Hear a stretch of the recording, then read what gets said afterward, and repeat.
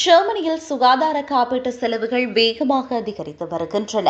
இதன் காரணமாக மக்களும் வணிக நிறுவனங்களும் அதிக பங்களிப்புகளை செலுத்த வேண்டியுள்ளது.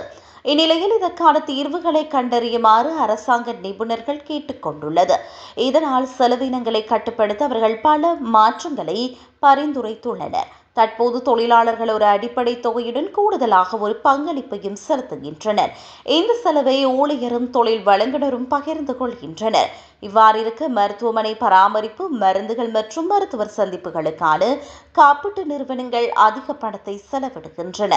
இது இந்த அமைப்பின் மீது அழுத்தத்தை ஏற்படுத்துகிறது.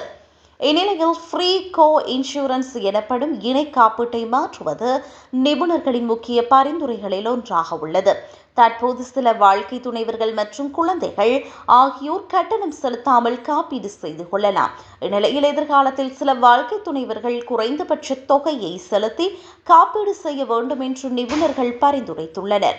இதேவேளை மருந்துகளுக்கான கட்டணத்தை அதிகரிப்பது மற்றும் புகையிலை, மதுபானம் போன்ற பொருட்களின் மீது அதிக வரி விதிப்பது போன்றவை நிபுணர்களின் ஏனைய சில பரிந்துரைகளாகும். அத்துடன் அவசியமில்லாத சிகிச்சைகள் போன்ற சில சலுகைகளையும் குறைக்கவும் நிபுணர்கள் பரிந்துரைக்கின்றனர். எவ்வாறாயினும் இவை தற்போதைக்கு வரும் பரிந்துரைகள் மட்டுமே.